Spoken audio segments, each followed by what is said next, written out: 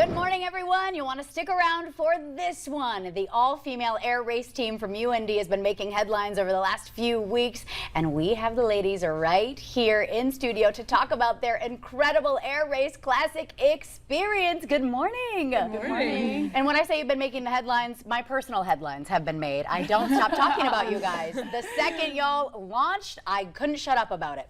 All right, here's who we have. We have pilot Grace, co-pilot Sadie, navigator Tracy, and ground coordinator Ashley. So 3 of you were up in the plane during the race, and then our ground coordinator obviously holding things down on the ground front. But tell us about the Air Race Classic and what it is. So the Air Race Classic is an all-women's race. All kinds of, or like all ages of women are involved. Yeah. So there's generations. We had a 3-generation team this year. Wow. A grandmother, mother, and daughter. So ages are all across the board, really. Yeah. But we have collegiate division, then just all-around competitive division, and then non-competitive division. But essentially, the race starts in one place, and you have many different stops across the United States down to the terminus.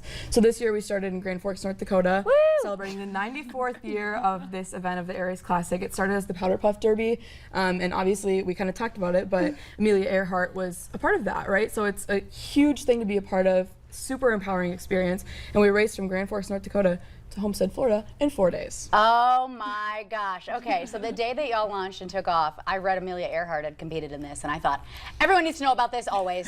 Where's the next one? I'm keeping track, a live report of the Air Race Classic. So you guys were in a different division for collegiate teams, correct? Yes. Okay, so how long have you guys been competing together? Just 1 year. Just this 1 year? Just this year. Yeah. Okay, I need to talk about the literal moment that y'all 3 get in a plane and you take off. It sounds crazy to me or to like civilians and novices and people who are not into aviation at all. Just imagining you 3 girls hopping up in a plane and taking off is just the coolest thing I could think of. And good, we're scrolling through photos. But just walk us through what that is like as, you know, pilot, co-pilot, the whole thing. Honestly, it just starts as just like such a big moment, being like, okay, as a team, like when we're taking off, it's like, all right, this starts the minute, you know, we push the power full, and it's like, all right, the clock starts now. So it's just a really good experience, really inspirational. Like Sadie said, the amount of generations, you just get to learn from so many different people.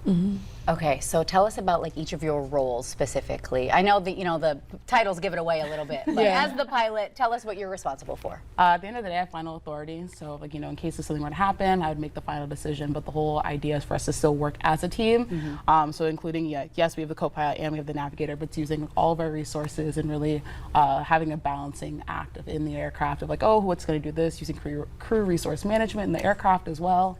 So, yeah. Yeah, that was a huge part of it, was crew resource management, working together, us 3, because I was the co-pilot, so I was Grace's primary support, and I also functioned working with Tracy in the back, but also we just kind of split the role of dealing with the workload in the front, right? So Grace handled a lot of it as final authority, and then I was able to kind of help out, take radio calls when she was flying and vice versa, because when you're in that competitive of an environment, it just gets like so crazy, especially because we were racing across the country in hot weather against other teams. It was just like wild. 42 teams, right? 44 in total. 44 in total, okay. And then, go ahead and explain what your role is. So me in the back, I kind of handle a lot of the communications with like our ground coordinator. We also had a weather support team, and like as we were going into some different places, there were different like radio frequencies and different people we had to talk to, so I kind of assisted them in keeping track of who we were talking to, where we're going, what the weather's looking like, just a lot of that communications aspect. And then when we do the flyovers for our timing point, I would make sure that they were briefed on that properly, and then we were all on the same page with the safety aspect of it too. Okay, and then we had ground control over there. So I did like the social media, just all of the ground stuff, and then like Tracy said, I'd be kind of the connection between the plane and the ground during the race. So. Wow. Okay, I still can't even wrap my mind around this whole thing happening. I think you girls are my hero. Walk us through. So did we run into any issues with weather? Did we have to overcome a lot? You're laughing already. I'm like, walk us through. What were some of the things that might have popped up?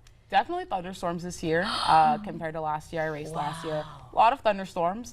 We had to dodge quite a few thunderstorms, make sure we're maintaining a safe distance from it, which obviously, you know, we're all trying to race, but safety is still like the number 1 priority. So thunderstorms, just having some pretty strong winds. We were pretty much stuck in Nebraska for a couple days. There were some teams that were there for 2 days because of the weather. So. Yeah, to wait it out, blowing through those cornfields. And another thing too is, and I forgot to mention this, but you're racing not against just other people, but you're also racing against your own airplane's performance. So everybody flies different aircraft, so it would be virtually impossible just to like race just based on speed, right? So we do what's called a handicap flight at a certain power setting to kind of see where our speed is at for our aircraft, and then essentially we race against our own performance the entire time. So you want to try to beat your speed by the highest margin. Yeah. But additionally, which I also didn't realize until I did the race this year, like it was crazy.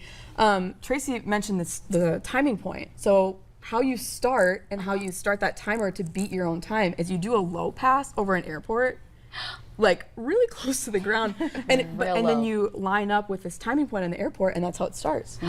So you have like you're hitting a target essentially. Essentially, yeah. You have dozens of planes doing these low passes. It's super cool from the ground, and I heard from a lot of people that watched the takeoffs and the flybys that it was just super insane. Awesome. Yeah. Okay, so what you're describing to me sounds like a video game that I would still fail at. But you did it in real life. Yeah. So this, I just can't even believe it. I'm so glad you could join us in studio to share all of this. Before we go though, I want to know, what are your futures looking like in aviation, or maybe like what inspired you? Where do you want to go from here? How did this all work out? Yeah. So starting out, hopefully get hired as an instructor the next like year, and then make my way over to a regional airliner. So we're close to graduation. I graduate in August. Okay, congratulations. Thank you. So it's aviation for sure. Yeah. Okay. Yeah, 100%. I either want to fly for a commercial airline like Grace, or I want to do management, because I'm also majoring in aviation management. So I don't know if I want to manage the airline or fly for the airline.